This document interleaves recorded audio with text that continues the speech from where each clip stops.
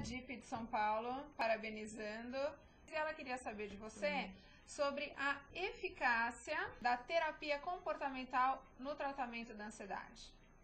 Então, a questão é que quando você fala ansiedade, você tem uma família chamada família de transtornos, né?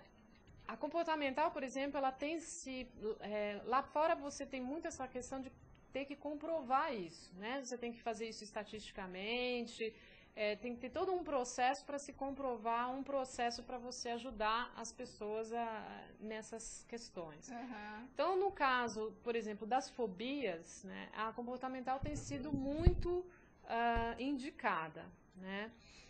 A questão é que, como a ansiedade tem muitas vezes uma parte que é muito de interpretação, o que acontece muito com a pessoa ansiosa, Cris?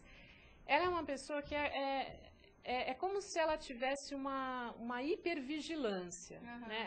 Ela se sente mais vulnerável, então ela tem um sistema de hipervigilância, como se tivesse uma casa com um sistema de alarme onde não passa só o ladrão, passa tudo, passou um ratinho, a casa já está, né, entrando naquele sistema de alarme muito forte.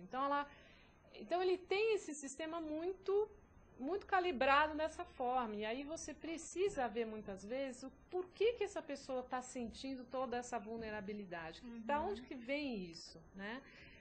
Então, assim, a comportamental, ela pode te ajudar, ela tem resultados muito bons, principalmente nas fobias, onde você tem um elemento específico que causa ansiedade.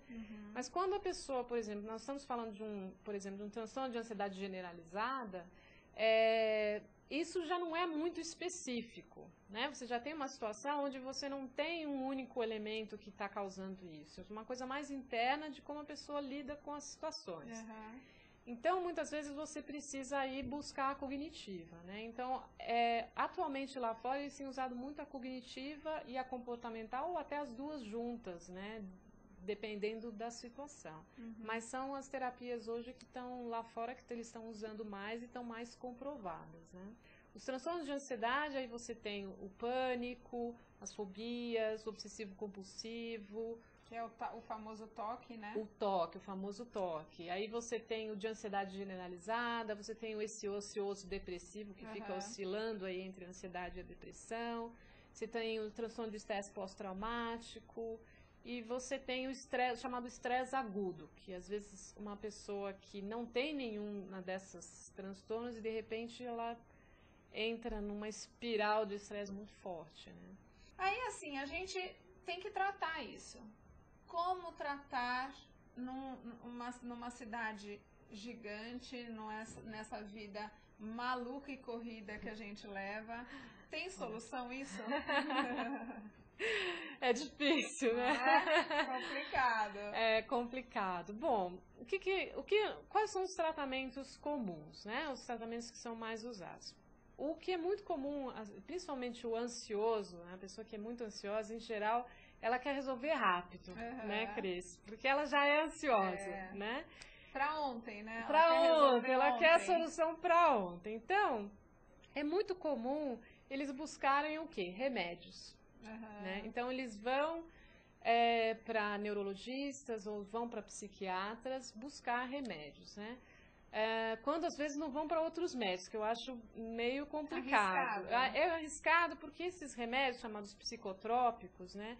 Eles não têm um efeito só sobre aquilo que você está buscando alterar. Eles têm efeitos sobre diversas outras áreas do seu cérebro, então eles não vão alterar uma coisa, eles alteram outras coisas. Melhora uma coisa e estraga outra. Exatamente. Você começa a tirar daqui e colocar ali, né?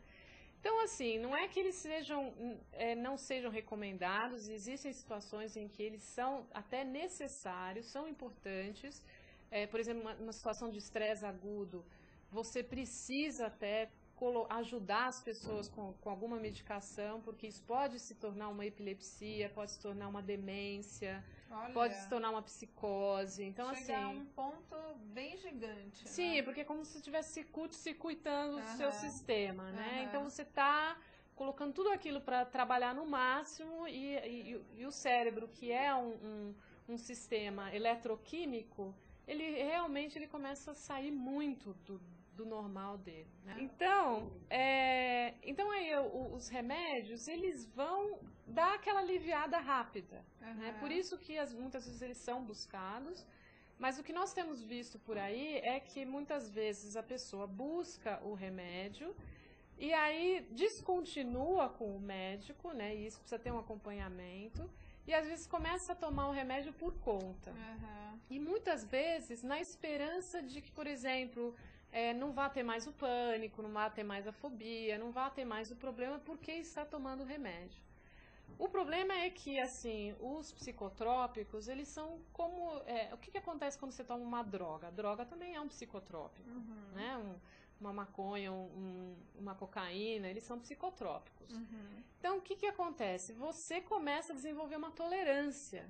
O que é tolerância? Significa que o seu cérebro, com o tempo, ele vai pedindo doses maiores para ter aquele mesmo efeito. Certamente, né?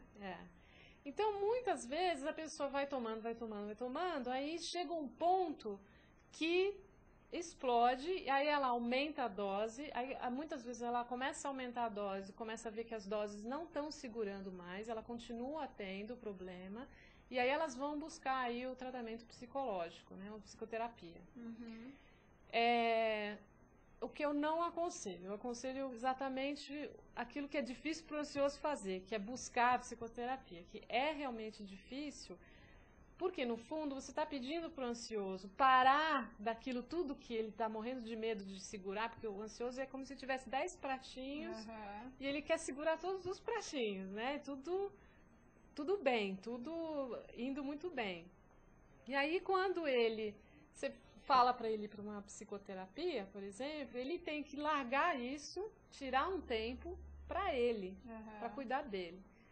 O que é muito comum aí da pessoa que tem ansiedade é ela querer muito controlar as coisas fora, as externas, e perder esse controle interno nesse processo, né?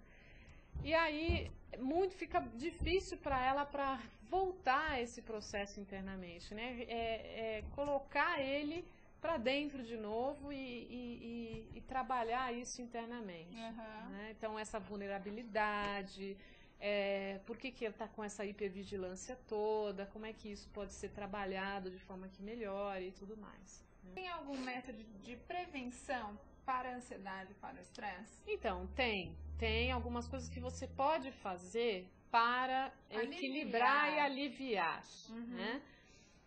A primeira coisa, Cris, é assim, mas aí vai depender aí, se você tem algum transtorno ou não. Se você já tem o transtorno, é muito mais difícil de você conseguir recobrar esse controle, né? Mas, assim, o que acontece? Você tem que primeiro começar a se perceber, né? Então, a minha ansiedade está subindo, que é difícil muitas vezes a gente perceber que a ansiedade está numa espiral, que ela vai devagarzinho, ela vai subindo. Você começa a perder um pouco o sono, você começa a ficar esquisito, o seu apetite muda um pouquinho, você começa a ficar irritado, impaciente com as coisas, você começa a ficar distraído, você não consegue mais se concentrar bem, então a sua tensão está aumentando. Então, isso são sinais de que a ansiedade está subindo, né? Então, a pessoa precisa começar a buscar mais se perceber que ela está entrando numa outra situação, que não é muito normal, vamos dizer assim. Aí, a partir dessa sintonia que ela percebe, ela pode fazer várias coisas, né? Então, primeiro, evidentemente, e óbvio, como tem essa questão de ambiente, é evitar ambientes ansiosos, né? Se puder, né? Que às vezes você está num trabalho e é o trabalho que é ansioso, né? Daí fica meio difícil, né? Mas assim, né? Quer dizer, você ficar ouvindo aquelas pessoas super negativas, aquelas pessoas que começam a colocar medo em todo mundo, isso não vai te fazer bem, né? Outra coisa, assim, tomar cuidado, por exemplo, o que você, por exemplo, assiste na TV. Você assiste jornal na TV, como é que é esse jornal? Ele passa uma coisa de ansiedade, ele só passa coisa negativa para você, ou ele não é que você nunca pode assistir isso, mas se você já está numa situação que você está mais vulnerável, você vai percebendo quais são as situações que te deixam mais ansiosos. Bom evitar, realmente. Exatamente. Né? Evitar principalmente nessa fase, vamos dizer assim. Filmes, né? A gente assiste os filmes aí, tanto filme de sucesso, mas assim, uma loucura, né? No final do filme você tá ali agarrado na cadeira, meu Deus do céu. Exato, não é? exatamente. Uma tensão louca. Exato, quer dizer, você começa, tem a questão da tensão que vai te aumentando, e muitas vezes, por exemplo, na TV, por exemplo, ela veicula, por exemplo, um padrão de como a sua vida devia ser, né?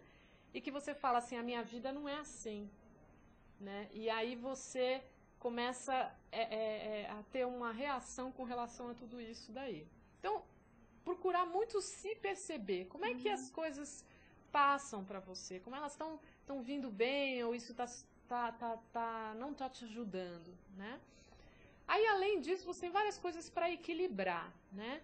Então, por exemplo, música, né? Hoje, assim, teve várias pesquisas já científicas em cima disso. A música é uma coisa rápida, fácil, né, barata, de mudar rápido a sua sensação, seu sentimento, aquele momento seu. Então, ela é um ótimo meio de você quebrar. Então, você pode ter, por exemplo, uma sequência de músicas de coragem, assim, né? De colocar você pra cima, de animar e tal. Autoestima, de autoestima, exato. E você pode ter também aquela sequência de músicas pra baixar, pra relaxar, aquela coisa assim que o mundo é um lugar tranquilo, gostoso e seguro, né? Então, você pode ter algo assim também pra você.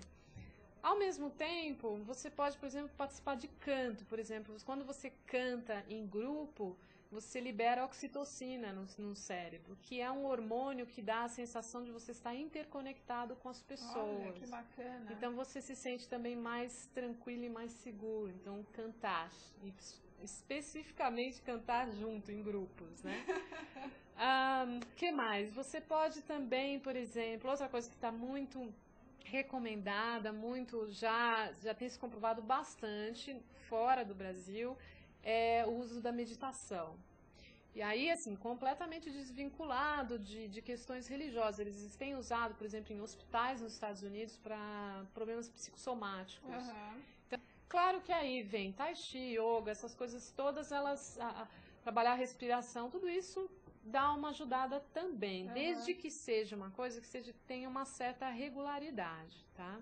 Aí outra coisa que também, aí no caso do ansioso, que ele pode trabalhar bastante, que assim, as pessoas que têm, principalmente as pessoas que têm os transtornos ansiógenos, eles tendem a ter alguns problemas na área do prazer. Então, qual é o neurotransmissor que é ligado a isso? É a serotonina. Geralmente eles têm níveis baixos de serotonina, assim como GABA, enfim. A serotonina aí, o que significa? Geralmente significa que a pessoa começa a ter dificuldade para ter prazer com as coisas. Então, não só ter prazeres, como diversificar prazeres, né? Então, por que diversificar? Porque às vezes as pessoas, somente na clínica, né? Elas falam assim, eu tenho prazer, mas tem um único prazer. E aí, se a tua fonte de prazer toda vem de uma única coisa, a tendência é que você vicie naquilo ali, né? Porque é a sua única fonte de prazer. Então, assim, o ideal é que você tenha diversos prazeres diferentes, né? Até para dar essa cortada, que muitas vezes o ansioso tem essa dificuldade de tirar da tomada mesmo, sabe? Que fica, e aquilo lá vai esfumaçando, né? Então, ter esses prazeres, diversificar esses prazeres, convívio social, né? Que sempre, se for positivo, ele sempre dá essa sensação de estar mais seguro, de estar conectado com as pessoas. Esportes, né? Então, esportes vão desde os esportes radicais, porque um esporte radical, ele sobe o seu sistema simpático, depois ele derruba, né? Ele dá aquela aliviada, né? Então, ele é um ótimo para dar essa cortada também. Ou aquele esporte assim mais tranquilo, o pessoal que não gosta muito dessa, essas coisas mais pesadas, né? Ele pode pegar, por exemplo, fazer uma caminhada num lugar bonito, então você já está aí um pouco trabalhando na serotonina, né? Um pouquinho nas coisas assim, então ajudando aí esse processo de reequilibrar.